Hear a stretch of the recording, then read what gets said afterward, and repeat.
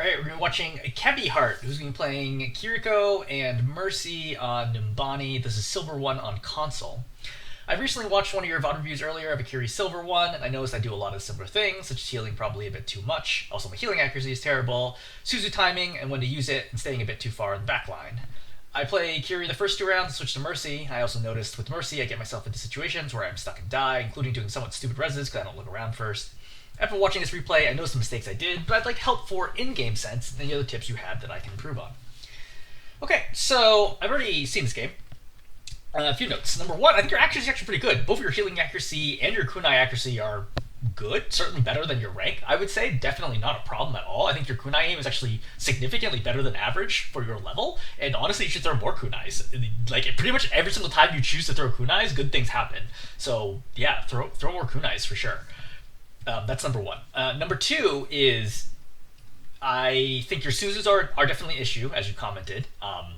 I think that you're missing a bunch or you're using them unnecessarily. I think you're having trouble with the speed of the game, so you just kind of throw it when it feels like stuff is going to happen versus actually looking at people's health and being like, is this actually a problem? And you're like, oh no, stuff is happening. And you throw it, and sometimes you throw it at your tank who's like full health. And we're going to see a bunch of examples of that.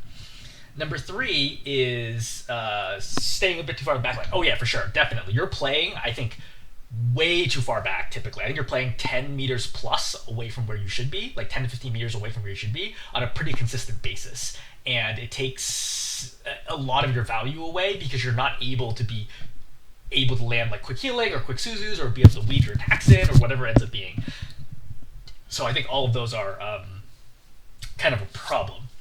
Regarding your Mercy switch, I don't know how much you enjoy playing Mercy, but your Kiriko looks way better than your Mercy play does. Your Mercy play is like really passive. I mean, to be fair, you don't have a lot of time that you were able to play Mercy in this, but like you seem super, super passive. You don't have really a lot of agency over the outcome of the game. And then you go for, as you said, really, really bad reses that had definitely no chance of working. So I think we're mostly going to focus on the Kiriko gameplay and like only a tiny bit of the Mercy sessions. Like, again, there's very little Mercy gameplay here to actually watch. Let's turn the sound. Alright, so for starters, coming out the door, one thing I will note is you jump way too much. Like, you are constantly jumping. Don't do this. It actually makes you easier to hit, not harder. So it's a habit that a lot of, I would say, like lower ranked players have, where they think jumping is effective because it might be effective against like a certain caliber of players, but it dramatically lowers your skill ceiling for movement, like how good you will ever be at dodging. Jumping always makes you easier to hit. I shouldn't say always asterisk, makes you easier to hit.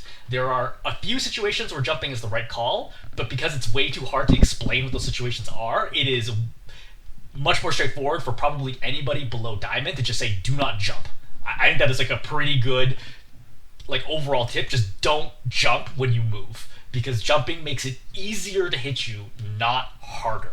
So I think that's a really important note, and it's really hard to train yourself out of that instinct, where if you, like, once you get into higher ranks and you're like, oh, why am I dying so fast? And you look at the enemy and you're like, oh, they're having no trouble hitting me. It's because you're jumping. But the problem is when you're under pressure, if you have hundreds of hours of learned muscle memory of spamming jump in high pressure situations, it's really hard to undo that instinct later on. So just as a note, I would generally speaking avoid jumping. Number 2 is you're pre-healing a lot here, but like no one's really taking any damage here. And like pre-healing is good because like obviously it's free, but also, you know, I think just it's okay to just like take a break because like things are going to get more intense later, and you don't want to like wear out your mental load to some extent by like spamming this so much like before the game really begins, because there'll be times when the fight is ongoing and you need to make really good calls, and you just want to be at like your peak mental ability during that moment in time. Now maybe this doesn't truly affect you, but like from my perspective, I would find this exhausting. Like there's a heal there, you're looking at another target, you're healing, right? You're also not even moving with your team. You see how they're slowly gaining more and more space away from you because you're just jumping around like this, which is causing them to get more and more distance. Okay, so for let's talk about distance, like positioning next. Generally speaking, you want to be playing, I mean, it's very dependent upon the lineup and the map situation, but I would say you probably want to be playing like roughly here, okay? Like roughly, oh wow, that's opaque or transparent. Roughly this distance away from your tank. I think this is a very general rule, but I'd say this is probably what you're looking for. Now, The reason why you want to play closer, even though all your abilities work at long range, is because it makes it easier to react. Okay, if you're playing all the way over here, okay, let's call this the long, or actually let's call this the far spot, right, versus the close spot. If you're playing at the far spot and you try to heal, your heal is going to take like 2 seconds to reach them, right? Because it takes a time for you to start the heal, then the heal is to fly over to them, and then finally reaches them. That is an eternity in Overwatch, right? 2 seconds. For perspective, Soldier does about 190 damage per second with no headshots. So in the time it'll take your healing to reach your Zarya, that's 380 damage a Soldier could deal without headshots and without helix. That's a ton of damage. Versus right here, your healing will reach the Zarya in less than a second, right? Just slightly less than a second. So that's a lot less damage the Zarya will take in that period of time. Now, over a sustained period, it'll be the same because you'll constantly have healing in the air, but it makes a difference in terms of your ability to react to stimuli. When something happens, suddenly my Zarya gets hooked. I want to be able to suzu right away. But if you're over here, your suzu's going to take forever to arrive, right? Because it's going to go fly, and finally land. Versus if you're close, you can suzu right away. That's number one, is how long it takes for you to react to things, or rather, for things you do to actually impact the fight. Number one. Number two is it's harder to land things accurately when you're farther away. So if you're over here and you need to throw a suzu, it's much harder versus if you're right here and you throw a suzu. Your margin of error is much larger when you're close because your target fills a larger percentage of your screen. Okay? You also have less to worry about in terms of cover or elevation changes between you and the target. So for example, let's think this from the side view, okay? So let's imagine, you're Kiriko and you're up here, okay? And there's a Zarya here. So if you're here and you need to throw a suzu, you need to throw it like just perfectly to arc down the hit. Versus if your Kiriko standing right here, it's easy, just throw it straight down, right? Like over here, you're probably a 95% accuracy on suzu. Over here, you're a 25% accuracy on suzu. That makes an enormous difference because suzu is usually a life-saving ability, right? If you miss a suzu, it usually means someone dies. Otherwise, why are you throwing the suzu?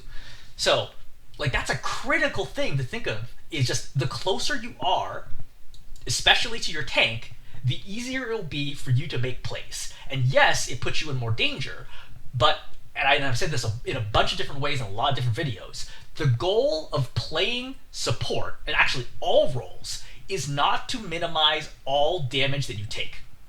The point of playing Overwatch, right, or the best way to play Overwatch, is not to play as safe as you possibly can. The point of Overwatch is to get as much value as you can and still not die. The best tanks are not the tanks that take 0 damage. The best tanks are the ones that take 3,000 damage and still don't die. Because they're really, really good at understanding when they can push, when they can retreat, how much healing they have, how much damage mitigation they have, how to reduce the enemy's accuracy, a ton of different factors, right? You want a tank who is hyper-aggressive but still doesn't die, not a tank who plays incredibly far away from the enemy so to make sure they never die. Same deal applies to supports and DPS. Your goal is not to reduce all risk to you. Your goal is to take smart risks, which include playing closer to your team to make it better able for you to help them. There are some scenarios where you can play much further away. There's some scenarios where you play basically on top of them, but it all changes a lot. So that's kind of first big concept of positioning I want to talk about. The second concept I want to talk about is when you turn a corner. So let's use this corner as an example. So we use blue for blue team over here. So you have your Zarya, and you guys are pushing this way to be clear. So you have your Zarya here, right? You have two options. You can play option 1, which is close, or option 2, Kiriko 2, which is far away. Which is the correct call? The correct call is option 1.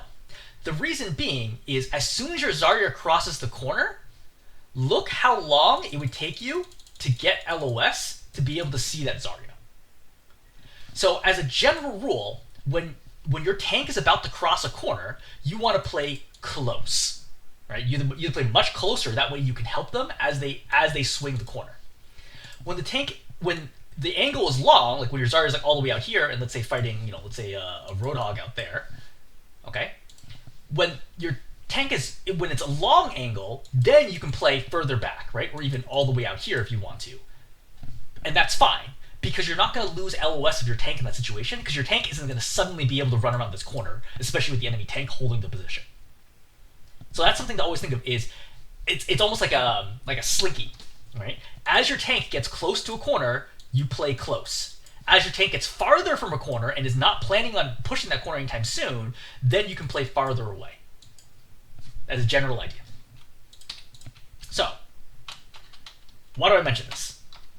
So, look how far away you are from the tank right now. As we mentioned, you're like too far away, because I kind of know what's going to happen, right? Your tank's going to maybe go up or go through the doorway, whichever ends up going.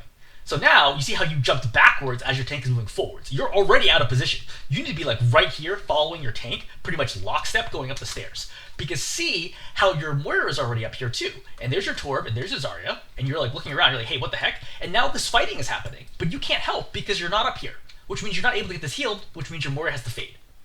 So an ability is already wasted that you could have prevented by just getting a heal, right? Your heal is 110, that's enough to get the Moira back to full. But you couldn't do that because you're way too far back. Right, way too far back, right? You need to play up here.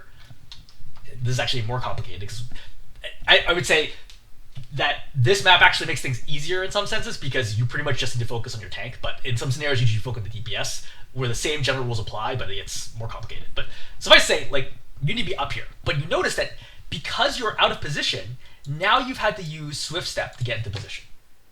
So you just used the 7-second cooldown for what? Just because you were just out of position. All you have to do is literally just walk with your tank and you're good, and now you used it, which means if anything happens right now, so for example, if, you know, your, wait, what the heck? All right, I was confused by the team for a second. If your Ashe, for example, gets jumped here by the Doomfist, you can't help because you don't have Swift Step because you were out of position. Like, little things like this add up really quickly over the course of the game that cause you to lose fights, and lost fights cost you games. That is probably one of the rare scenarios where your healing accuracy is not so good. Like, this is clearly no good. Alright, so you throw a kunai, great, and you got a kill. So with this kill, you're probably already going to win this fight, right? That's my perspective is, look, we just play safe here, we're going to win, because we're already in a 5-on-4 situation. A. B, let's talk about weaving, right? Hopefully you know what weaving is, because I sort of see you doing it, so I feel like you kind of know the idea, but the general pattern should be attack, attack, heal, attack, attack, heal. Or you can start with heal, right? Heal, attack, heal, attack, either way. That's what you're looking for, is keep your tank in LOS, have another enemy in LOS, heal your tank or whomever, or DPS, whatever, support, heal once, attack, heal, attack, heal, attack. Just keep doing that pattern over and over and over again. It's very strong if you can execute it. Alright. Next point, frontlining. So as a general rule, you do not want to walk in front of your tank. Especially a brawl tank, you almost never want to walk in front of your tank. That's what's called frontlining. Because that turns your tank from being the center of attention to being you. And you'll notice right now, you're very clearly walking in front of your tank. And I'm not entirely sure why you're trying to do this. You might be trying to heal the Moira, but the Moira is A, not injured, B, no one's looking at her, and C, she has her own tools to deal with, like, survival. So it's not your job to save the Moira all the way out there. No one's going to expect you to save the Moira in this situation. All you need to do is make sure that you don't die. And you're going to continue to be aggressive here. And, like, I get it because you're fighting Moira, but, like, the lamp is also up. So, and you have no idea what the heck else is going out here. At any moment in time, people could change focus on you, and you also haven't seen the tank yet. So this is very dangerous. So you're going to back up, but not before taking 156 damage. So this is bad, right? Now you're at 83 health, when you shouldn't have taken all that damage. If you just stayed behind your Zarya, you never would have had that issue. So, now you're going to walk forwards, and now what? You're going to throw Suzu. But why are we throwing Suzu right now? Suzu should be used to save people or cleanse critical effects, like cleansing Shatter, for example, right? Do you feel, right now, like anyone here is going to die? Do you feel like you're in danger of dying? I mean, you're low, but you're also in cover, right? You can just sit here for a second. Your Moira is even trying to heal you right now. You can just sit here and cover for a second, and you'll get fully healed. Do you feel like your Moira is in danger of dying? I assume not, right? She's basically healthy, and she's got a tank right next to her. Your tank is certainly not in danger of dying. So why are we throwing Suzu right now? Right? There's no reason to be throwing Suzu at this moment in time. And now that you've thrown Suzu, Suzu's a huge cooldown. At higher ranks, everybody plays around whether or not Suzu is or is not available. Right? It's immediate call. Suzu use people like Suzu use, and then you punish whomever, right? The Kiriko or someone she's trying to pocket because she has no ability to save them now. Right? Suzu is a massive cooldown. You can't be throwing it away for free like this. So this is not a good Suzu, right? You want Suzus to be ones that save people's lives. A Suzu save is as good as getting a pick on the enemy. because you save a player, which is just the same as killing an enemy player, right? Saving people wins games. Like, people, I think, overemphasize how important it is to deal damage. When you can just, if you keep all of your teammates alive, I guarantee you will win the game. If your teammates never die, like, no matter how bad they are, it is extremely difficult for you to not win those games. Okay, so we're frontlining right now, right? Because you see how we're kind of running, like, technically our tank's there, but like we're basically step for step with our tank, so we're like way too far forwards. The Doom's gonna come forward, he's gonna punch you. Okay, now you're in danger. So at this moment in time, I actually would Suzu, because if anybody has an LOS here, like the Torb, for example, firing a dart, his little shot, you could die right now, especially because you jump. So I would Suzu right now to make sure I do not die. But you don't have Suzu, because you wasted Suzu, right? You wasted Suzu when you didn't need it, and now that you do need it, you don't have Suzu. And so now you're in trouble. You have 76 health. The best call right now is to play absolutely safe, right? Step back, go to the doorway, call for healing from the Moira, and just play safe. I know your Zarya dropped, but like, you can't do anything about that right now without potentially dying. There actually is an option here. You could swift step here and heal your Zarya from this angle, which is actually probably a pretty good play. I think that is way beyond your level of like game sense to be able to see that right now. So I think the best advice here is just play your life, okay? You can be aggressive to the point where if you're in danger, like serious danger, now you need to slow down the aggression. So now we're at the point where we're like, hey, look, we're in danger, just slow down. Don't do anything crazy, just play your life. However, what ends up actually happening is you not only go down here, but you switch step to go down here, so now you have no way of getting out, versus just, if you're going to do this, you could just walk down. It makes like almost no difference here between walking and switch stepping. And now you switch step down, and now you're in the open, and now you're going to die. And again, I would note that even after you did this, if you had Suzu right now, you could save yourself, right? Right here, you could have Suzu'd yourself and then walked, right, around the corner here, and then you still might have lived. But you wasted Suzu.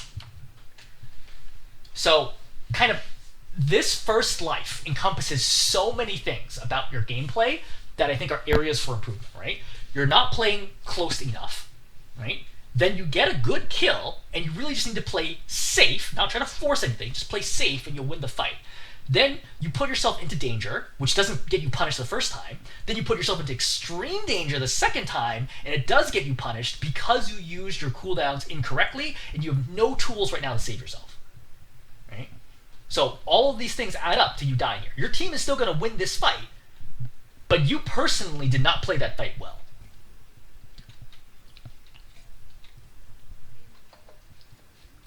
So this is a good example where, like, I don't even play out here. I'm even playing up here. Because as a reminder, my Zarya's going to cross this corner soon. I just want to play up. It's fine. If I get punched by Doomfist, Doomfist does not one-shot anybody.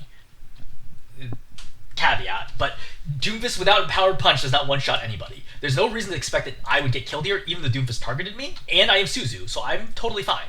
Right? I just want to play up with the Zarya. See? Like, why do we do this right now? All the DPS are healthy. They are in cover, right? They have cover with the cart. They have cover here. My Zarya's up here, and Zarya's injured and getting focused. Why am I walking behind the cart right now?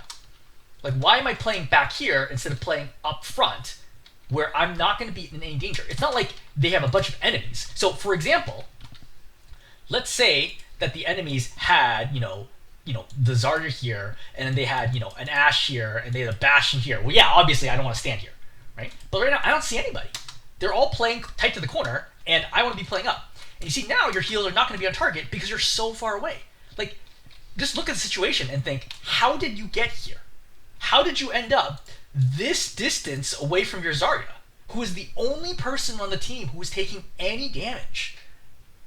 Like, this is effectively AFK, right? You're so far away from the fight that you can't do anything, but you chose to be here. Like, you were just kind of bunny hopping around for no reason, really, really far away from the fight. And now people are injured, right? Now the dive has happened. So now I want to be right here. So if I was right here, I'd be like, oh, Doofus engages, I Suzu the Torb right away, I heal the Torb, and then I start attacking the Doom. But now, we're really far away. Your Suzu misses, because you're too far away, right? So your accuracy misses. So your Suzu doesn't hit anybody except your Zarya, who doesn't need it. And now you have two super injured DPS. But you could have been up here, guaranteeing that your Torb did not die, versus him nearly dying, right? And again, sometimes you won't get punished for it, but sometimes you will.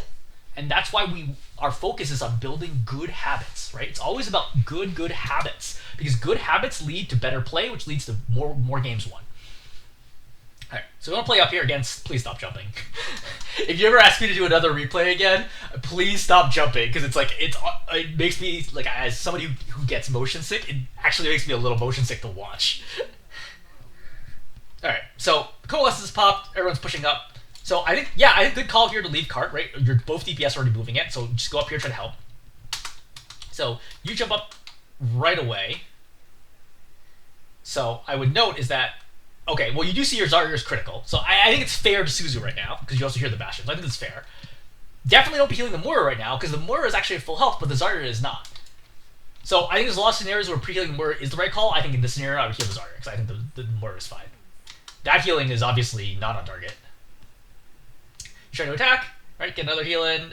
That healing, I think one thing is when you start healing, just focus. It's like, look, do you really want to get the heal in or not? Otherwise, just stop healing. One thing to note is for Kiriko, there is a setting where you can interrupt Ofuda's. I think it's toggle healing Ofuda. Yeah, I think that's what it does. That prevents you from having to use the entire heal all at once, versus only, like, you can control when you want to stop it. I would recommend that strongly if you want to play Kiriko. You're not healing anybody right now. You obviously can't heal your Ashe to the bus. That heal is obviously not good. I would say, generally speaking, when people are in your LOS, your healing is fine, but, like, these heals, you just wasted multiple heals for no reason. But you don't want a tunnel vision here, okay? So you're going to heal the Ashe, but you hear stuff happening. I hear Doomfist Punch charge, so I would look and say, hey, look, what's gonna happen over here? Is anyone in danger? No? Okay, then I can go over here and heal my Ashe. But don't like single-mindedly be like, this is my quest right now. I ignore all other things to complete my one quest. Like, the whole point of being really good at Overwatch is processing all the information, and there's a lot of it. All the information that's going on in the game, and understanding how do I best make decisions with the information I have available.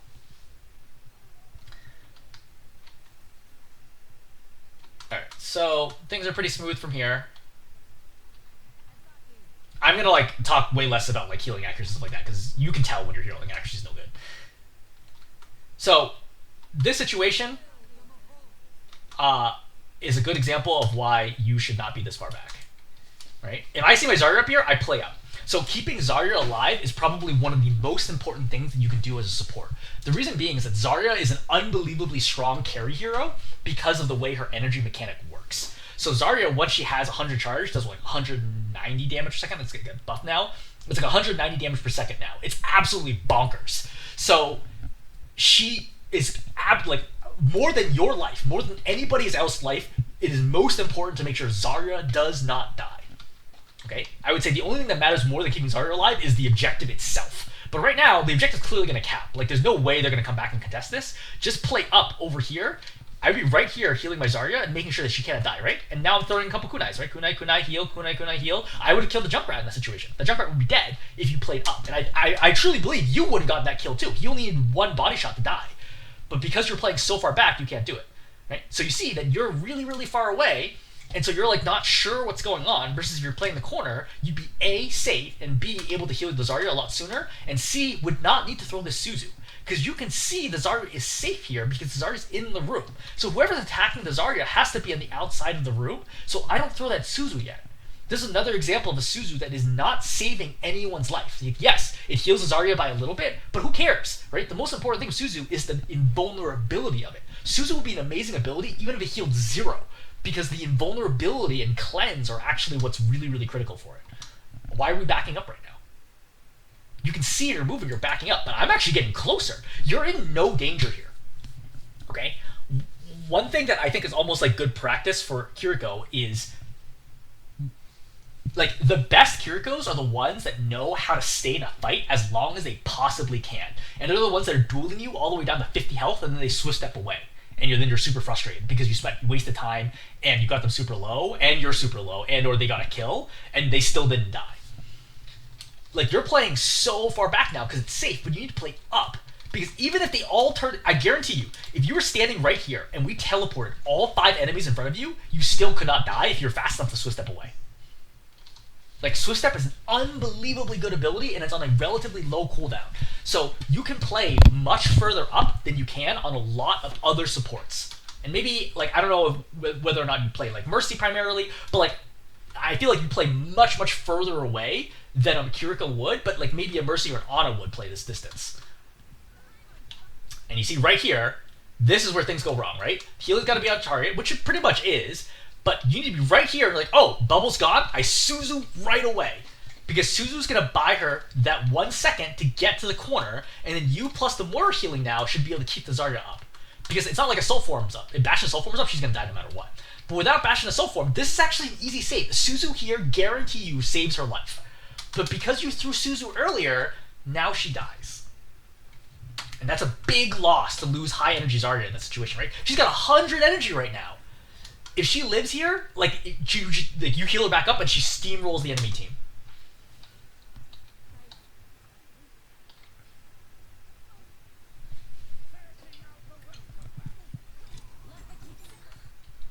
Okay, so we're pushing up right now. The tank has died. So really important is that you look at the kill feed. If you don't have the audio options for it, there are audio options for when enemies and teammates are eliminated, which will help you like determine like an audio cue that someone is dead, so you can look to the top right and be like, oh, who died? So right now, I know the Ramatra is dead. Now, from playing Overwatch, you probably have experienced that you don't usually win fights where your tank is dead. So in this situation, I'm thinking, oh, we're probably going to steamroll them all the way to the very final end of the point, and then the Ramatra will come back and we'll be able, and then we'll contest. So there's no reason right now to be popping Kitsune. This is a huge wasted ult in this situation. Like, this is not good value for Kitsune at this moment in time because you don't really need it. This fight's already won. You use ultimates to turn losing or undecided fights into won fights. This fight is already won because the Ramatra is dead, and thus you don't need to pop Kitsune. So, despite the fact that you pop Kitsune, and despite the fact that your Zarya is pushing forwards, you Suzu yourself, which is like understandable, you're low, but why are you going so far away? Like, your Ashe is half health and she's pushing, right? Like, you're so far away right now, and like continuing to go farther and farther away from the fight. Like, look at where your Zarya is. You're so far away from the fight. Like, heal people up, and get back to the corner and start applying pressure, right? Pressure, healing, whatever you can do. And you can see how that Kitsune did nothing, right? Like, no value was gained from the Kitsune whatsoever. So, let's think about the situation. We have 2 DPS, right? One over here, one over here. We don't see our tank, because our tank is in the top right, which is fine. I think your tank's like chasing somebody. Right now, what are we doing? Why are we pushing forwards? Why are we frontlining right now? Like, I understand like trying to get maybe the angle on the Ashe, but you could climb the backside of the cart, like over here, and then you could heal the Ashe, right? Or just generally play back here and be like, okay, my Ashe is gonna die, my Ashe is gonna die. Like, what can I really do about this? But at this moment in time, you must realize that you screwed up. If you can see only enemies on your screen at close range, and you have no tank or friendlies in front of you, you've almost assuredly screwed up. And then you die. And this death is so preventable, right? It requires 0 skill to do this. Literally, just sit back here and be like, okay, cool. Like, I'll just try to heal back here. I'm going to wait, because I'm waiting for my tank to re-engage. My Ashe dies anyway, which is pretty much what we expected. And now my tank drops, and now I push in with the tank. Right? And now I follow the tank in. But you just let yourself get picked here for nothing, for no reason. Right? Because all of a sudden, you decide to be really aggressive. Which is funny, because most of the time, you play way too passively. It's like really strange because it's very inconsistent sometimes where you're like, I mean, let's look at it another way, okay? So right now, I have no Suzu and I have no tank, and yet I am being aggressive. But earlier, where I have all the way back here, right? I'm full health. It's probably Suzu, right? I'm full health right now, and I have Suzu, and I have Swift Step. Why are you not playing up here? Why do you choose this moment to be super passive, but choose other moments to be really aggressive? Because you're in no danger here. But if we fast forward like 20 seconds,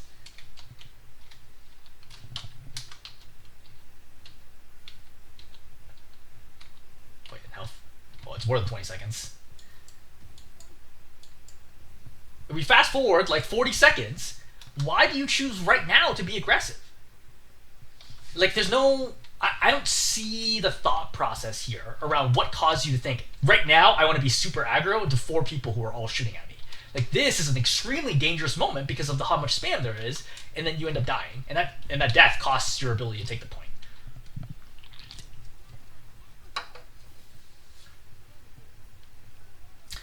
Okay, things are chaotic here. So we're coming into the fight late. Good Swiss step in.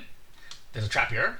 So I don't really know why you suzu. I think you're suzuing for the Moira, but in which case, if you thought the Moira was going to die, you should have suzued immediately, not a second or two later when she actually regenerates a significant amount of health. At this moment in time, the Junkrat's on your screen. Just attack the Junkrat. He's got like 70 health. Just attack him. Just kill him. But you suzu, fine, whatever. So remember, priority is keep Zarya alive. Zarya will single-handedly carry this game for you if you can just keep the Zarya alive. Heal's got to be on target here. Right? Okay, fine. So heal, attack, attack. Heal, attack, attack. Keep weaving, right? Constantly weave. Heal, attack, attack. So the jumping is killing you because it would be way easier to hit headshots if you weren't jumping. Because when you jump, right, your crosshair goes up and down and up and down and up and down, so you need to time it in order to be head level. Versus if you don't have jumping, all you need to worry about is left and right. Like, you don't even need to push up on the stick. Just go left and right at head level, and you're going to hit them in the head. Alright. So, we're going over here. We're trying to kill a Lifeweaver. Killing the tree's going to take forever. You deal, like, so little damage if you don't hit headshots. I hear the Bastion on the right. As soon as I hear the Bastion on the right, I'm like, who is the Bastion attacking? And I immediately climb this, and I heal whoever the Bastion is attacking right now. That has to be priority 1, or I would suzu them if I have it, but you don't suzu. That's like pretty much more important than anything else, is making sure they get enough healing to get to cover. But you're not really paying attention to that. He gets grabbed. Now this is unfortunate because now you've already lost 2. So the correct call is to try to get around the Bastion and hit him in the back, but you're not going to be able to get that either. So heal the Zarya and suzu her. Like, this is the only win condition you have. Like, there's way too many enemies. There's 3 enemies right now, but your Zarya is unbelievably strong at carrying. I don't think she's going to win this, but I'm saying that it is theoretically possible that your Zarya could win this. The only win scenario you have here is to make sure the Zarya does not die. Suzu, heal, attack, heal, attack, and you see what happens. But Suzu's way too late, right? I'm going to move me out. I think too many supports pride themselves on how few deaths they have. There's a really common pattern I've noticed in the subreddit is everybody wants to say, oh, like a support, like how do I win this game? I have the most healing and a bunch of limbs and I have 2 deaths, blah blah blah. My team sucks. Often you will like the problem. The reason my supports have so few deaths is because they're not playing forward enough. They're not adding enough value, right? They're over prioritizing their life and their stats instead of winning the fight. Okay, so. This is a good time to practice the pattern, right? Attack, heal, attack, heal, right? So attack, heal, attack. So now you're attacking again, but you should get a heal in instead, because that's the healing cooldown. After 2 attacks, your heal is ready to go again. So you should immediately pop the heal, as long as your Orisa needs it. If your Orisa doesn't need it, don't heal.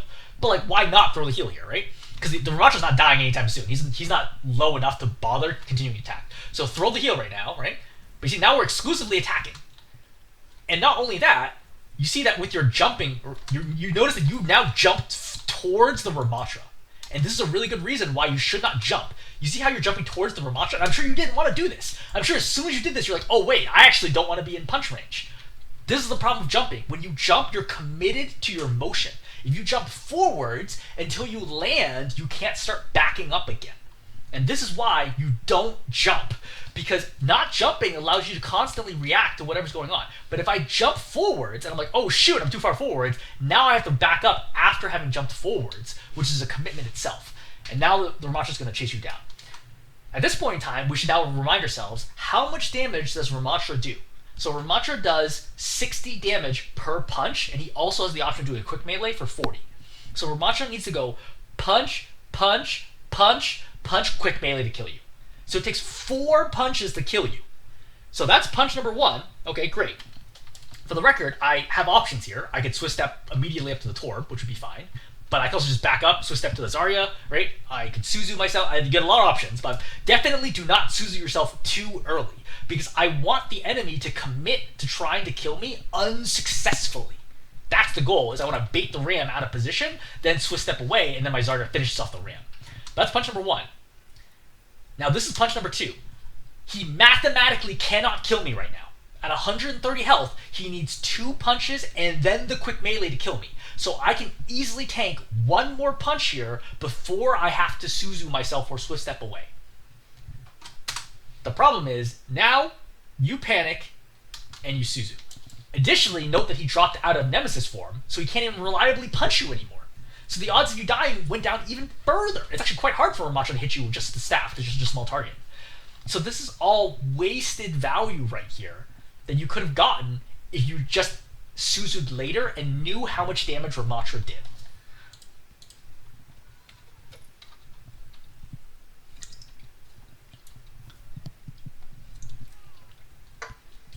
Alright, in the interest of time, I'm gonna gloss over some of the stuff that we've already talked about. Yeah, so everyone said here, so you're looking for a kitsune in the next fight.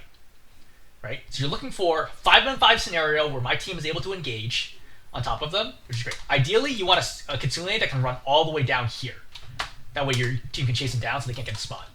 This kitsune, not as valuable, because all you have is the opposing tank here, and you can only use it maybe to kill the opposing tank, which would still be good, but if you run it diagonally, like under the cart or something, that's even better. But the problem is your team is backing up right now, but it's still fine. You get the kill.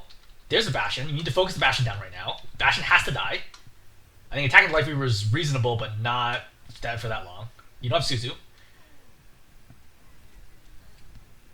So you've lost 2. You're super low right now. You need to be careful. Alright, we're pushing forwards. Okay. Against every single hero in the game, but especially tanks, you need to play differently, right? I don't want to get close to the Winston. Winston is incredibly strong against you. You really can't do anything reasonable against Winston, and his bubble blocks your healing. So I just want to play back, and if he tries to jump me, I Swift step to somebody who is outside of his range. So I don't want to be doing this. Just play further away. Like, his zap only goes this far. Play here, right? And then heal, attack, heal, attack, heal, attack, over and over and over again. That's what you're looking for right now. I do not want to get closer to him, because then you start getting zapped. And because Winston can't miss, this is actually really problematic for a hero that relies on your small hitbox in order to stay alive. You need to get heals in. You see how critical health you're in, right? You have to weave. Right? Now, I mean, that's fine. So now you have you have Winston jumping your Moira. So right now I would Suzu my Moira just to make sure she doesn't die right now. But instead, you're Suzuing your Orisa. So you know that your Moira's low. So you should back out to the left to avoid the Bastion. Then look, heal up the Moira. Then, Moira's being dove. I Suzu to make sure she doesn't die to the jump. But instead, you Suzu your Orisa, who's literally full health right now. So that's another whiff on Suzu. Like, your Suzus, almost every single one of your Suzus is like a complete miss. And that's like a big part of the value drop that you're missing right now. So, at this moment in time, you're getting healed by Coalescence. Coalescence heals for 140 health per second. Winston only does 70. So it is mathematically impossible, even if it was a GM Winston, for him to kill you here. It literally cannot kill you. Even with Primal Rage, he couldn't kill you. So you just sit in the Coalescence and attack the Winston. Like, you're fine. Attack, heal. Attack, heal. Just keep doing that. Doing this is a mistake, because as soon as the other team realizes that you use Swift Step, they will all swarm and punish you because you have no escape now. So I don't think you get punished for this one, but I'm just noting that, like, you definitely could have. You should heal the Ashe right now. You saw the Ashe on top of your screen critical. Right? So you're going to back up and try to get heal in. Okay, fine. So look forwards. Hey, what's going on? Right? So get these attacks in, right? Get the attacks in the Life Weaver, right? Attack, heal, attack, heal, constantly, over and over and over again, right? This is like the most basic of things about Kiriko. Just like, Kiriko is not going to give you ever enough value from just healing. No support is, right? But, I mean, Life Weaver maybe. But, like, you need to, like, make use of the attack timing windows you have to throw kunais. Especially, as I mentioned, your kunai aim is actually pretty good. So you should throw way more kunais. Alright, so now we're covering the defense section. Let's actually back up a little bit. So you basically never want to start low ground if high ground is a possibility. Because dropping from high ground to low ground is easy. Going from low ground to high ground is not always so easy. So just start up here, and then see what they do, and then react accordingly. There's no reason to be on the ground right now. You should definitely start high ground.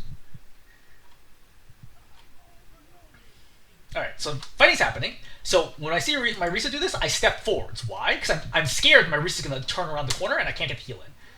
Alright, Slam goes down. That's fine.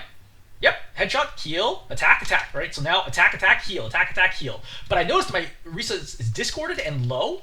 Now I throw Suzu. This is where I throw Suzu. And notice how hard, it's like a lot harder to throw Suzu from here than it is from here. Here, you're not going to miss. Here, you might miss this Suzu. But you see, now that you're late, see, the Orisa has died, and this is where your Suzu is. It's yet to land. But if you're standing here, your Orisa lives. And if your Orisa lives, the whole fight is different, because the Maga's already dead. So you'd be up a tank in a 5-on-4 situation. This is an easy win.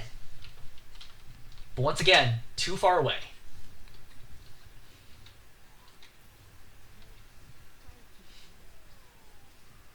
Alright, Maga in again. Get your heals in. Get the... Yeah, see? Those heals are also way off target. Alright? But you Suzu now, but the thing is, the Sigma's not actually in danger because Grasp is going right now. So Grasp is going to make him totally immune to all damage taken. And I haven't seen him use shield. So he has a full health shield right now, so there's no reason to Suzu here. He's not going to die. I don't know how many hours of Overwatch you have, but knowing all the abilities in the game and knowing how heroes use those abilities is really helpful.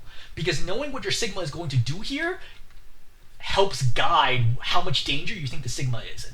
For example, if you don't know that Sigma has a shield, I can understand why you throw Suzu here. Because you're like, oh, Grasp is going to end. He's 248 health, plus whatever bonus health he gets from Grasp, and then he's going to die. And I understand why you throw Suzu. But me, having played a lot of hours of Overwatch, I know Sigma still has a shield. I haven't seen him use the shield yet, so I'm expecting the shield to go up right after this, so I just go for a regular heal and I save the Suzu. But notice, right now, I think it's pretty obvious, your Sigma's nowhere close to dying. He has the bonus health from Grass, so he's got 490, plus the shield, 700, so he has 1200 health right now. Obviously, he is not going to die at this moment in time, and this is another wasted Suzu. You're trying to heal the Maga. Now he's in serious danger, and now I throw Suzu. Right? Like, look how low he got. If the Zenyatta hits one more orb, he dies there.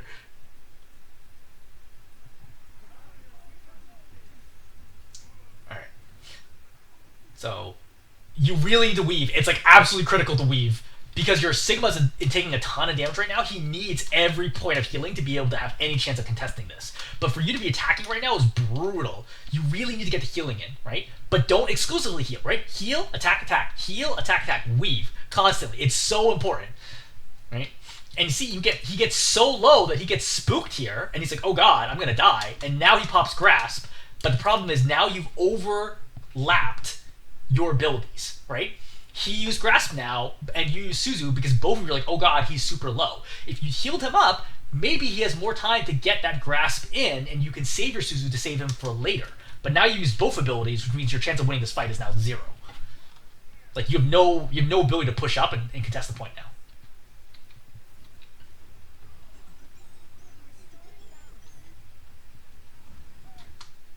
I think that Suzu's very clearly, to me, not going to do anything. But so, a note about Kitsune, right? Kitsune, you really want the ability for the Kitsune to reach their backline. I think that's a good general rule, is Kitsune should reach their backline of some kind.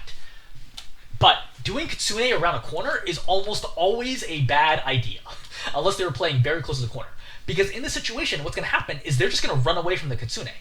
All of these heroes are just going to back up. And then what happens? Nothing. Right? See? Like, they all just literally just back up, and the Kitsune is not giving you any value, and now they get healed up, and now they repush. Your Kitsune is doing nothing. You're looking for a situation. So a good Kitsune, for perspective, is you have, hey, look, 1, 2, 3, 4, and then your tank up here, right? And the enemy is like here's the tank. 1, 2, 3, 4. This is the moment where you pop kitsune, and your whole team can just run over them.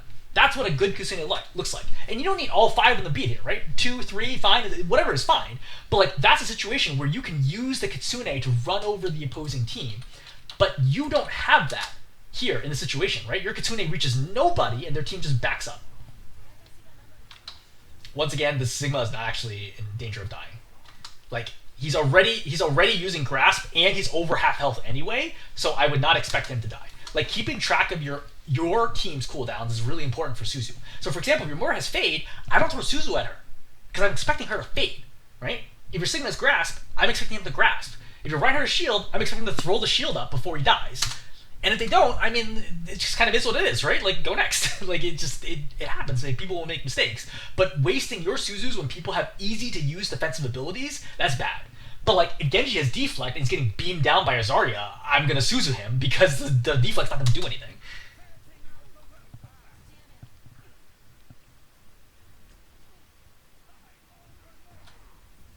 So, yep, weave in. Okay, so now we're getting low. The Maga can kill us here. We're at 56 health. I really need to get the cover, so I really want to go to the left here and get to cover. But if I'm still alive at this point, I could even swift step to the Ash and get the cover. I can't stay here in the open. This is like 100% not the call right now. And note that if you had Suzu, this would be a huge moment to pop Suzu right now. Just pop Suzu and then run inside, get the mini health pack, and you're good.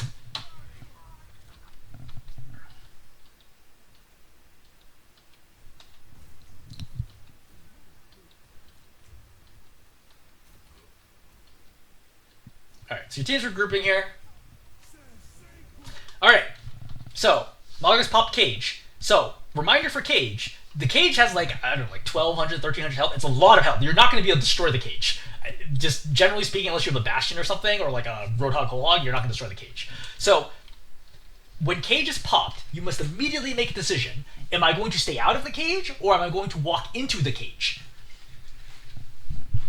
The decision making is often complicated, but I think in this situation it is very clear. You want to make sure your Sigma does not die.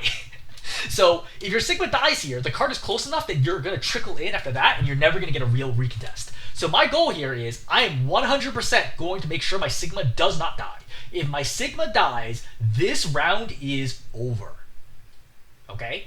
That has to be in your head. Is nothing matters besides my Sigma staying alive. If I die, if I trade my life to keep the Sigma alive, worth. 100% worth. If my Sigma dies, there is no win condition here. So, at this point in time, I'm going to walk up, and I'm going to actually enter the bubble after, right? After Grasp ends, I'm going to enter the bubble, and I'm going to help burn down the Maga to keep my Sigma alive as long as I possibly can.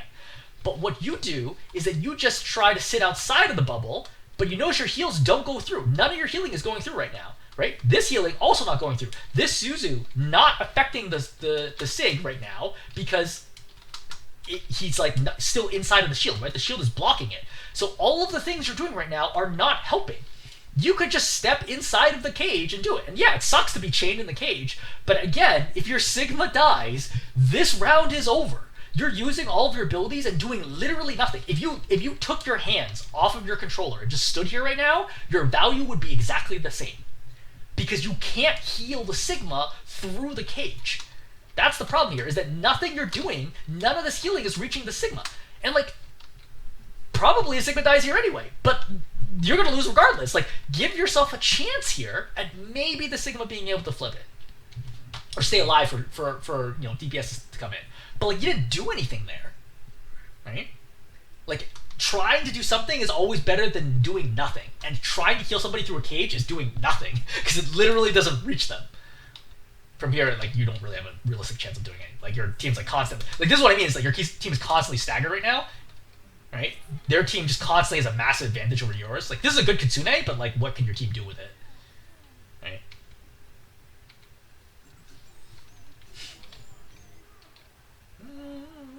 Your team has a better shot of winning than I expected. You might be able to flip it. I think you actually flip this? No, I'm pretty sure you lose this fight eventually. Yeah, you lose this fight eventually. But it's close! I should res the Sigma. Resing the Sigma actually would have flipped this. Yeah, because Resin the Moira is not going to do anything, but Resin the Sigma there probably stalls long enough. Okay, so we're going to cover Mercy, or actually, yeah, we're going to Mercy just a little bit. Because, like, there's not a lot here to even comment on. So, Sigma's here, you're out here, you can heal him, that's fine, right? But obviously, yeah, you want to be DPSing. Blue beaming, right? That's fine. Blue beam. Do the Sigma, because obviously he's low. Right? Saves life. Great. Excellent. Alright, we're going to heal up the Sigma. You're going to cross over here. Alright, you're still healing Sigma. Sigma's nearly dead. That's fine. I would stop healing him now and blue beam the Bastion. I have to blue beam Bastion now. Because my Sigma's never going to get through this. If I look at this, my Sigma is never going to be able to walk through these heroes. I need to blue beam a DPS to actually do something. Alright, blue beam, Bastion. Great. Great, great. Bastion of self forms over. Your Moira is dead because then she faded onto point. And then your Bastion, like, nothing you could have done differently here would have made any difference. Like, this is definitely not going to work. But obviously going for that res is a 0% chance play. Like, they're all, like, the Bastion's already looking at you, the Roadhog's hunting you already. I think best option here is try to fly and then jump up onto high ground and then go over here and, like, blue beam your Sombra to try to kill the Zen. Something like that. Maybe you get the res, they all forget about you, but I think those are pretty much your only option.